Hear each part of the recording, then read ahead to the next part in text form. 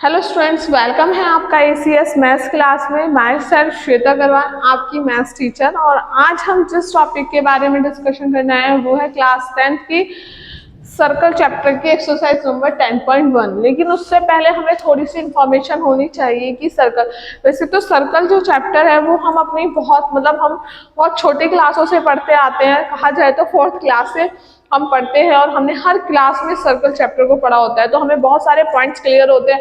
आप सबको इसमें रेडियस, टेंजेंट सब पता होगा कि वो क्या होती है, और नहीं पता तो उसके लिए भी मैं अभी एक वीडियो जल्दी बना दूंगी, इंट्रोडक्शन टू सर्कल। लेकिन अभी मैं आपको यहाँ पे ही वैसे इतना क्लियर कर दूंगी कि आपको किसी इंट्रोडक्शन की इस तरह जरूरत पड़ेगी नहीं।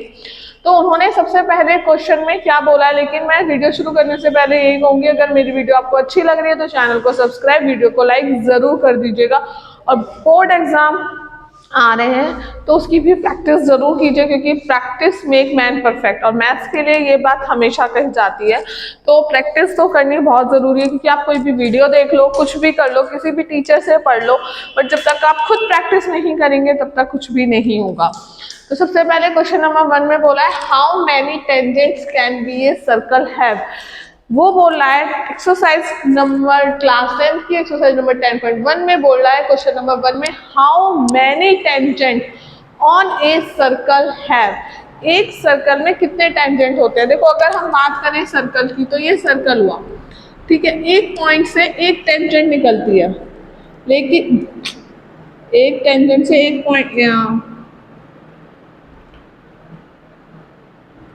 ठीक है, एक पॉइंट से एक टेंजेंट पास होती है, लेकिन सर्कल पे ऐसे इनफाइनाइट पॉइंट्स होते हैं।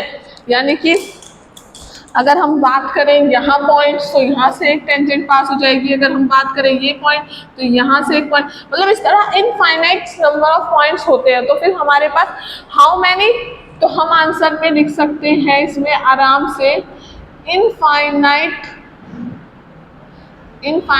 Tangent and infinite number of tangents in a circle. Infinite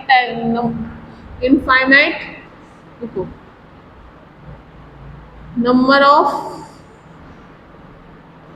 tangent in a circle.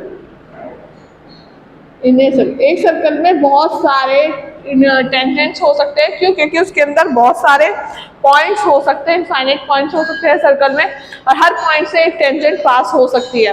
तो इसीलिए हम लिख सकते हैं कि infinite number of tangent in a circle. तो अगर आपको ये क्वेश्चन समझ में आ गया तो जल्दी से क्वेश्चन नोट कर लीजिए, फिर हम 2 शुरू करते हैं। तो हेलो स्टूडेंट्स, अब हम शुरू कर रहे हैं अपने क्वेश्चन नंबर 2 को। और क्वेश्चन नंबर 2 में बोला है कि हमें फिल इन द ब्लैंक्स करने। कहने के लिए तो बहुत इजी है, बट इससे आपको बहुत सारे पॉइंट्स क्लियर हो जाएंगे। जो मैं इंट्रोडक्शन में बताती वो सब कुछ यहाँ क्लियर हो जाएगा, कुछ और खास नहीं बताना है मुझे। एक टेंजेंट, पहला पॉइंट है a tangent to a circle intersect it in points. एक टेंजेंट सर्कल्स को, एक सर्कल है ये, एक टेंजेंट सर्कल को किस पॉइंट में टच करता है? 1 पॉइंट से। 1 पॉइंट से तो टच करके जाता है ना, तो इसका आंसर हो गया 1। सेकंड है the A line intersecting a circle in 2 points. एक लाइन जो सर्कल को इंटरसेक्ट करती है किन्हीं भी 2 पॉइंट से, जैसे कि अब ये है, ये 2 पॉइंट से इंटरसेक्ट कर रही है ना, ये 2 पार्ट्स में डिवाइड कर रही है, तो उसे हम कॉल्ड है, क्या बोलते हैं? सीकेंट। ठीक है। अब थर्ड है ए सर्कल कैन हैव।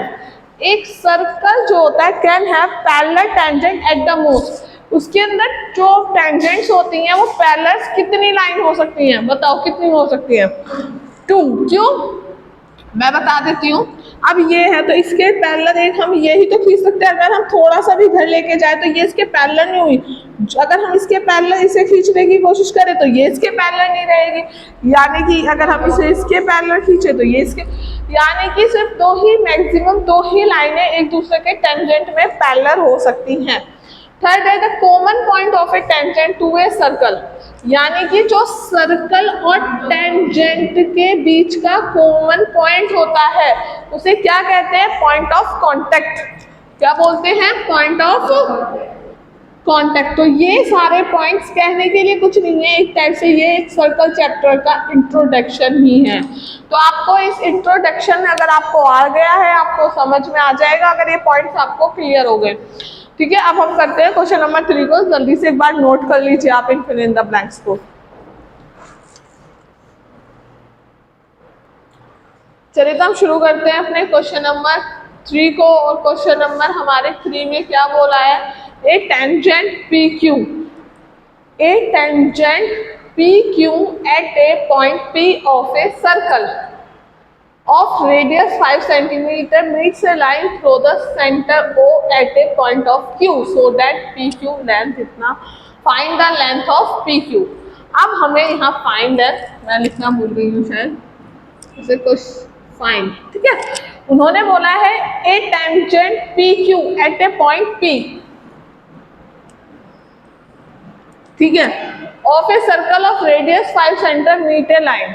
अब हमारा ये एक टेंजेंट है, ठीक है, ये सर्कल की रेडियस है, ओके, ठीक है। आगे उन्होंने क्या बोला है, सेंटर का जो सर्कल है वो O है और P पर टेंजेंट है PQ। OQ की जो डिस्टेंस है वो उन्होंने बोली है कितनी दी है, 12 सेंटीमीटर है ये, ओके। और जो हमारी रेडियस है वो कितनी है, 5 सेंटीमीटर है, ओके, ये बोला है आपको। अब हम अगर एक चीज और मैं आपको बता देती हूँ कि जो हमारा ये एंगल होगा ये 90 होगा, क्यों, यानी कि आंसर में लिख देते हैं हम angle O P Q is equal to 90 degree. क्यों, रीजन क्या है कि जो रेडियस होती है ना वो परपेंडिकुलर होती है, टेंजेंट होती है रेडियस में बिल्कुल परपेंडिकुलर होती है, ठीक है, radius perpendicular tangent at a circle. तो इसी वजह से जब वो परपेंडिकुलर है तो इसीलिए ये जो एंगल होता है ये 90 होता है। अब अगर हम इसको, हमें निकालनी क्या है, पी क्यू फाइंड करनी है। जब ये 90 है तो इसमें क्या फॉलो हो सकता है, पाइथागोरस थ्योरम फॉलो कर सकते हैं हम, ठीक है, पाइथागोरस थ्योरम से। पाइथागोरस थ्योरम क्या कहती है, अगर हम एंगल चले एंगल ओ पी क्यू में तो हम क्या कहेंगे, हाइपोटेनस 90 के सामने आ जाता है, हाइपोटेनस होता है तो ओ क्यू का स्क्वायर प्लस और अदर साइड्स का स्क्वायर पी क्यू। अगर हम यहाँ पे देखें ओ क्यू क्या है, 12 का स्क्वायर, ओ पी कितना है, 5 का स्क्वायर, और पी क्यू हमें फाइंड करना है। और ये जो 12 का स्क्वायर होता है ये होता है 144, 5 का स्क्वायर होता है 25, पी क्यू स्क्वायर, ओके।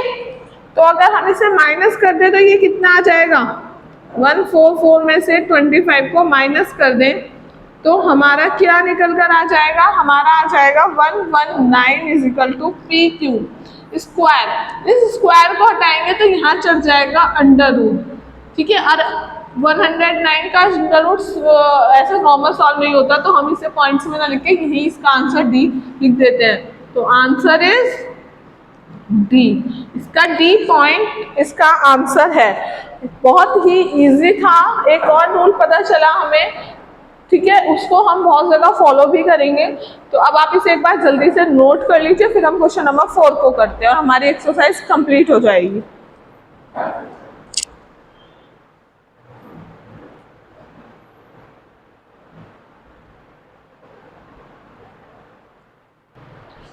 अब हमसे क्वेश्चन नंबर 4 में क्या कहा है, क्वेश्चन नंबर 4 में कहा है draw a circle and 2 lines parallel to a given line such that one is tangent and other is a secant. तो सबसे पहले क्वेश्चन में जो कहा वो कर दो, एक सर्कल ड्रॉ कर दो, ठीक है। उन्होंने बोला एक लाइन गिवन है, अब उसके पैरेलल 2 लाइन खींचनी है, जो एक क्या है, एक तो टेंजेंट है, बोला है two lines parallel to a given line, given line के पैरेलल 2 लाइन खींचनी है such that one is tangent and other is a secant. Other is a secant, secant क्या होती है, जो सर्कल को दो पार्टों में डिवाइड कर रही है या सर्कल से के 2 पॉइंट से इंटरसेक्ट होकर जा रही हो, ठीक है। तो ये हो गया हमारा, तो ये हमारे देखो ये दोनों लाइनें जो है ये क्या हो गई, ये पैरेलल हो गई इसके अदर लाइन के। तो जो हमसे ड्रॉ करने के लिए कहा था वो हमने ड्रॉ कर दिया। और ऐसे क्वेश्चंस ना कई बार एमसीक्यू में या हमसे एक नंबर में पूछ लिए जाते हैं तो आप इन्हें इग्नोर ना करें कि यार ये तो बहुत ईजी है, ये कहाँ आने वाला है, तो हम इसे मना ही कर देते हैं। नहीं, इसे ज़रूर सॉल्व कीजिएगा। तो आई होप सो आपको ये क्वेश्चन नंबर 4 भी समझ में आया होगा। अब हम करेंगे अपनी नेक्स्ट एक्सरसाइज को विद नई वीडियो के साथ। और अगर आपको समझ में आ रहा है तो नोटिफिकेशन की बेल आइकन की घंटी को भी ज़रूर प्रेस कर दीजिएगा, जिससे आपको कोई भी लेक्चर मिस ना हो।